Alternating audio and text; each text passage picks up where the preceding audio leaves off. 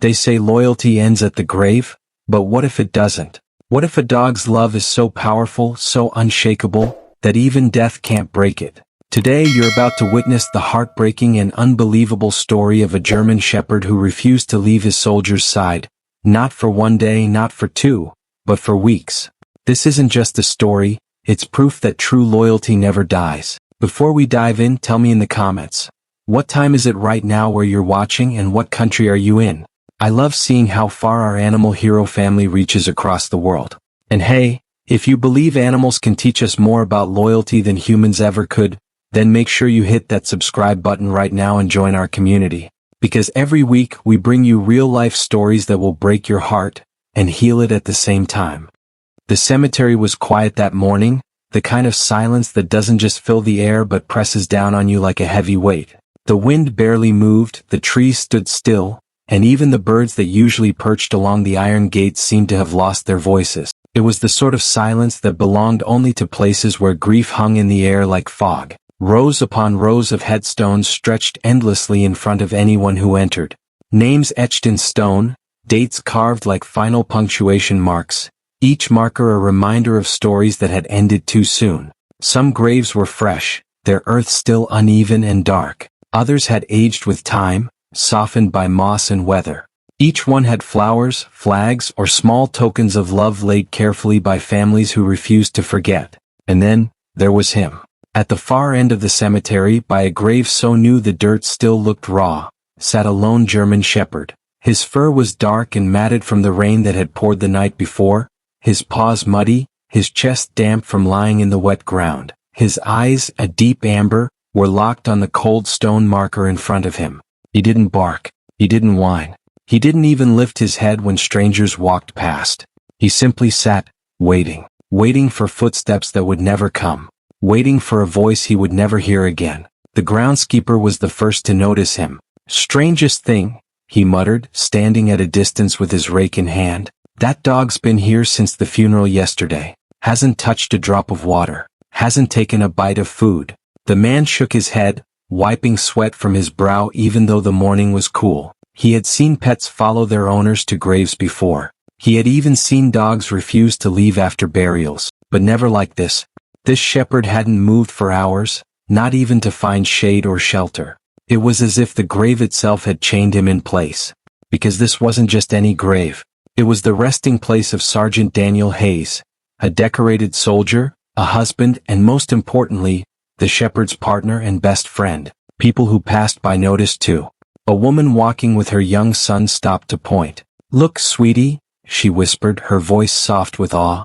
"That dog, he's guarding someone." The boy tilted his head, clutching his mother's hand tighter. He didn't fully understand, but even a child could feel the weight of loyalty in that moment. For hours, the shepherd lay pressed against the cold marble slab, his chest rising and falling slowly, his body still as stone. His loyalty wasn't loud. It wasn't marked by howls or desperate scratching. It was written in his stillness, in the way he refused to let go, in the way he belonged more to that grave than to the world still moving around him. The question whispered across the cemetery like a chilling breeze. How long could he stay? And perhaps more haunting, how far would his loyalty go? To understand why this German shepherd refused to leave, you have to understand the bond that tied him to the man beneath that stone. Sergeant Daniel Hayes wasn't just a soldier. He was the kind of man whose presence carried both strength and warmth, the rare combination that made people feel safe the moment he entered a room. Long before he wore his uniform overseas, before medals and salutes, he had walked into a small-town animal shelter, searching for nothing more than companionship during the lonely nights of training. That's when he saw Rex. Rex wasn't an easy choice. In fact, most people avoided him. The kennel staff warned Hayes before he approached. "That one's been returned twice. Too aggressive. Too stubborn. Not worth the trouble." But Hayes knelt in front of the cage anyway. He studied the dog quietly. The shepherd pressed himself into the corner, his amber eyes flashing between defiance and fear. He didn't bark. He didn't wag his tail. He simply stared as though daring Hayes to come closer. Where others saw danger, Hayes saw something else. He saw a spark, a fire muted by mistrust but still burning. "Give me a week," Hayes told the shelter worker, his voice calm but certain. "If we don't click, I'll bring him back." but I don't think I will. And he was right. The first week was chaos. Rex tested boundaries at every turn, snapping at leashes, refusing commands, pacing restlessly through sleepless nights. But Hayes didn't give up. He worked with patience, discipline, and a steady hand. Every time Rex pushed, Hayes stood firm, not with anger but with consistency. Every time Rex faltered, Hayes rewarded him with trust. Slowly the walls began to fall. By the second month, Rex was no longer pacing, he was following. By the third, he was more than obedient, he was loyal. By the end of that year, Rex wasn't just a pet. He was a shadow, a partner, a protector. When Hayes eventually deployed, Rex went with him, not as baggage but as part of the unit. Officially, Rex was trained as a K9 service dog. Unofficially, he was the heart of Hayes' team. In the chaos of war, their bond grew unbreakable. Rex learned to sense danger before it struck. Once, during a night patrol, he stopped suddenly, his ears high, his body rigid. Seconds later, an enemy ambush erupted. His warning saved lives. Another time, when an explosion collapsed part of a building, Rex dragged Hayes free from the rubble, his teeth locked onto his vest straps, refusing to let go until help arrived. Soldiers in the unit whispered that Hayes was lucky. Hayes always corrected them. It's not luck, it's Rex. So when Hayes' final mission went wrong, when a roadside bomb tore through the convoy, Rex was there. He barked, fought, clawed against the chaos, but even the strongest dog could not pull his soldier back from death. The army brought Hayes home in a flag-draped coffin, but they also brought Rex. And from the moment the dirt closed over that casket, Rex's mourning began. Now at the grave, that grief was carved into every breath he took, every second he refused to leave. Because for Rex, loyalty didn't end with life. The first night after Sergeant Hayes was buried, the temperature dropped like a warning from the sky. Clouds gathered thick and heavy, hiding the moon. The kind of cold crept in that didn't just bite at skin, it settled into bones. The cemetery gates groaned as the evening wind swept through, rattling the chains that locked them shut. Beyond the iron bars, the world kept moving.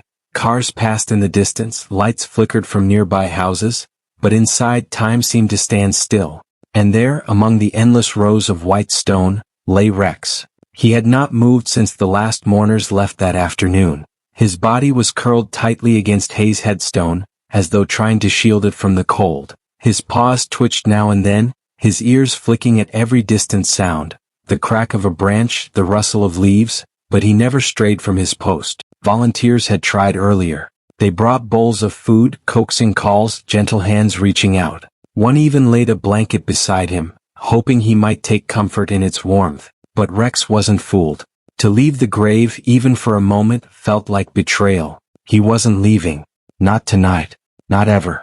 As darkness deepened, the silence thickened. Fog rolled low across the ground, swallowing the outlines of the markers until the graveyard looked like a ghostly ocean. At midnight, a security guard making his rounds spotted the silhouette. His flashlight beam cut through the mist, landing on the still figure by the grave. At first he thought it was a stray, but when the light glinted off amber eyes, he froze. "What are you doing here, boy?" the guard whispered.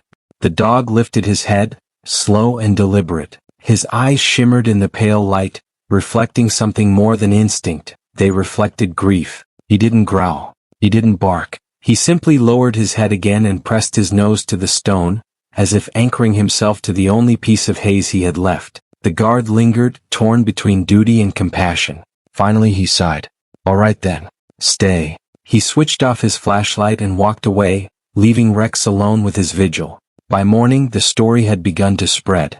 A jogger passing the cemetery at dawn snapped a picture. The German shepherd lying solemnly beside a soldier's grave. She posted it online with a single caption, "He never left." The image caught fire. By the afternoon, the town was buzzing. Photos appeared across social media. Strangers who had never met Hayes or Rex were moved to tears.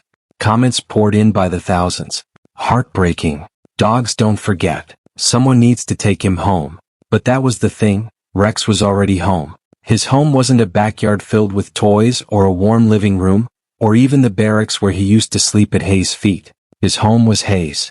And now Hayes was here beneath this stone, and Rex was exactly where he belonged. By the second day, reporters arrived. Cameras clicked. Footage rolled. The nation watched as a silent, grieving shepherd lay motionless at his master's side. Veterans wrote in saying they had seen loyalty like this before, and still, it shattered them every time. Yet beneath the outpouring of love, one question lingered unanswered. How long could Rex endure? And perhaps more haunting, how long can a heart keep waiting for someone who will never come back? By the third day, the cemetery was no longer empty. Word of the German shepherd who refused to leave his master's grave had spread far beyond the town. Curious onlookers gathered near the gates, whispering to one another, snapping photos, some leaving small offerings, treats, blankets, even flowers, not for the soldier but for the loyal dog who would not leave him. Among them was Emily Hayes, Sergeant Hayes' widow. She moved slowly through the crowd, her black coat tugged by the wind, her trembling hands clutching a folded American flag, the very flag that had been handed to her at the funeral. Her eyes were swollen and red, not just from tears but from exhaustion. She had barely slept since the burial.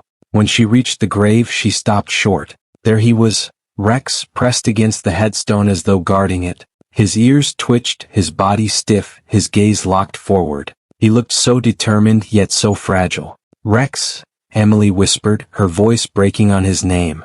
The shepherd's ears flicked at the sound. Slowly he turned his head toward her. His nose lifted, catching her scent, familiar, comforting. She had been part of his life too, though Hayes had always been the center of his world. Emily knelt down a few feet away, her knees sinking into the damp earth. She set a bowl of food in front of her, pushing it gently toward him. "Come home with me," she pleaded, her voice cracking. "Please, Rex. He would want you to be safe." For a long moment, Rex just stared at her. His body trembled with indecision, as though caught between two worlds, the living family he still had and the man he had lost. Finally he rose. His paws moved slowly, hesitantly toward her. Emily's heart raced. Hope bloomed in her chest for the first time in days. But just as quickly as it came, it was gone. Rex stopped short. He turned his head back toward the grave, then walked in a small circle before lowering himself once more against the cold stone. He laid his head down, his body pressed even tighter against it as though to say, "This is where I belong." Tears spilled freely down Emily's cheeks. She wiped them with shaking hands, her breath coming in sharp gasps. "He won't leave him," she whispered hoarsely to the volunteers standing nearby. "He won't leave." Animal control officers, who had been monitoring the situation, exchanged uneasy glances. "We can remove him," one murmured quietly. "Bring him to the shelter until he's placed." But before any decision could be made, the community erupted. Word had already spread on social media, and within hours, comments flooded every post. "Don't you dare touch that dog. He's not just an animal, he's family. That dog has earned his right to mourn." A local veteran wrote on Facebook, "You wouldn't pull a brother in arms away from his fallen comrade. Don't you dare take that dog away from his soldier." The message was shared thousands of times. By evening it was clear, Rex would not be forced from the grave. The town, the veterans, even strangers around the country agreed. His loyalty was sacred, untouchable. So they let him be. But as the days stretched on, the question grew heavier, pressing against every heart that watched the story unfold. How long could a heart keep waiting for someone who would never return? By the end of the first week, Rex no longer looked like the strong, disciplined canine that had once marched proudly at Sergeant Hayes' side. His ribs now pressed visibly against his thinning fur, his once sharp eyes dulled by fatigue and hunger. Yet beneath that weariness there remained a fire, small, flickering but unyielding. He was still waiting. Every day reporters came back. What had started as a local curiosity had now grown into a story with a name, the Vigil of Rex. Newspapers splashed his picture across front pages. Television crews set up outside the cemetery gates, whispering in hushed tones as their cameras zoomed in on the unmoving figure by the grave. And the world was watching. Letters and emails began pouring in from across the country. Some came from grieving families who had buried soldiers of their own.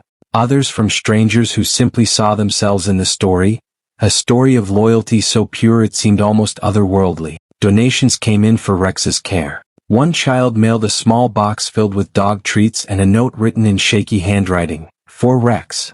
Because heroes deserve snacks too." Strangers drove hours, even days, just to stand at the edge of the fence and see him. Some cried openly, their tears falling onto the earth as they whispered prayers. Others simply stood in silence, bearing witness to a love humans could barely comprehend. But for Emily the attention brought no comfort. Each day she visited, her heart broke more. She had already lost her husband to war. Now, with every passing hour, she felt as though she was losing Rex too. To grief, to stubborn devotion, to a love that refused to let go. "I've already lost my husband," she confessed to a local journalist who followed her one afternoon. Her voice cracked, her face pale with exhaustion. "I can't lose him too. Not Rex. Not the last piece of Daniel I have left." That night, the sky was clear, filled with stars that stretched endlessly across the horizon. Emily returned to the cemetery, walking past the cameras, past the onlookers until she reached the grave. The grass was damp with dew, the air heavy with silence. She lowered herself to the ground, sitting cross-legged beside Rex. For a moment she just watched him, his chest rising and falling, his nose pressed against the stone. Her tears blurred her vision, but she forced her voice to remain steady. "Rex," she whispered, reaching out to touch him gently. "He's not coming back. You know that, but I am still here. I need you. Please. I can't do this alone." Her words carried into the night, trembling but firm. And for the first time in days Rex moved. He shifted his weight, turned his head and slowly rested it against her lap. His body was weak, but the gesture was deliberate. His amber eyes lifted, meeting hers with a silent question. A question of trust, of choice. Emily froze, her hand trembling as she stroked his head. It was a breakthrough, the tiniest crack in the wall of his grief. For just a moment he chose her. But then as quickly as it happened, Rex pulled back. He turned again, pressing himself once more against the grave, as though caught in a tug-of-war between two worlds. The past he refused to abandon, and the future that was waiting, quietly, patiently, for him to step into it. It was progress. But it was also a reminder. Rex's heart was divided. And no one, not Emily, not the town, not the nation, knew which side would win. On the 12th day, something extraordinary happened. Something no one expected. The morning was bright but heavy with tension. By now, Rex's vigil had become a spectacle. Crowds gathered at the gates of the cemetery daily, reporters elbowed for position, and veterans saluted silently as they passed. Everyone was waiting for the same thing. Would Rex finally give in?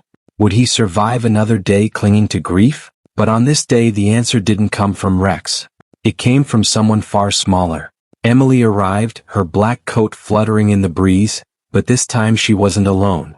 Beside her walked a little boy, barely 6 years old, his small hand wrapped around hers. In his other arm he clutched a worn stuffed bear, the one his father had given him before his last deployment. Michael, the son Daniel Hayes had left behind. The crowd hushed as they watched him. His steps were timid but determined, the way a child walks when carrying a weight far too big for his tiny shoulders. His eyes darted between the cameras and the rows of headstones, but when he spotted Rex, his pace quickened. He stopped just a few feet away, his voice so small it was almost carried away by the wind. "Daddy told me you'd always protect me." The words cut through the silence like thunder. Rex's head snapped toward the boy. His ears perked, his eyes widened. For 12 days he had ignored everything. Food, blankets, commands, even Emily's desperate pleas. But this voice was different. This voice carried the echo of his soldier. Slowly, shakily, Rex rose to his feet. His legs trembled, but he stood tall, his gaze locked on the boy as though piecing together a truth he had not yet considered. Michael, with the bravery only a child's innocence could muster, stepped closer. He dropped to his knees in the grass and wrapped his tiny arms around Rex's neck. For a moment the dog froze. His breathing quickened, his body stiff. And then, it broke. Rex let out a soft whimper, the first sound he had made since Hayes' funeral. It was low, trembling, almost mournful, but within it was something more. Relief, recognition, purpose.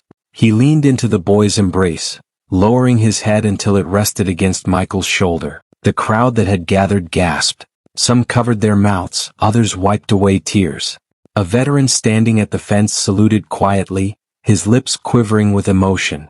Emily's knees buckled. She pressed a hand to her chest, tears streaming freely down her face. For the first time she wasn't looking at a dog consumed by grief, she was looking at a protector rediscovering his mission. From that moment forward something shifted.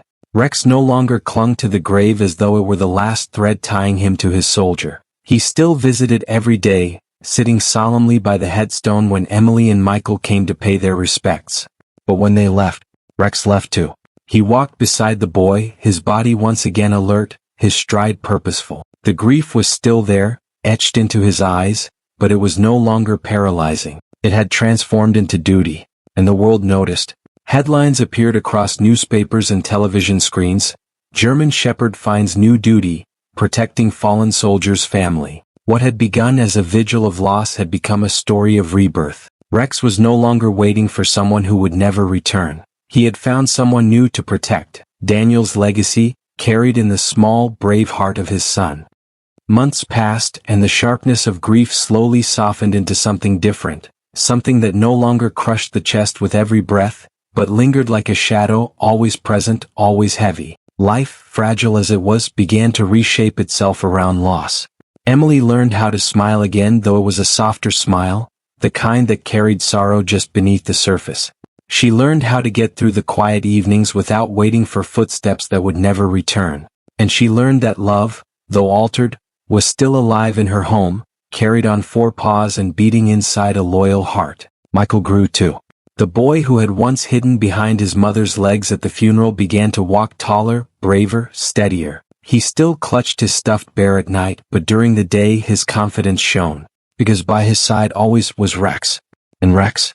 His devotion never wavered. Each morning, as the sun rose and painted the sky gold, Emily and Michael would walk to the cemetery. Rex led the way, his tail low but steady, his eyes scanning the path as if guarding them from unseen dangers. When they arrived, he would sit by the headstone, silent, watchful, his body pressed close as though shielding it. Passers-by often stopped to watch the ritual. Some saluted.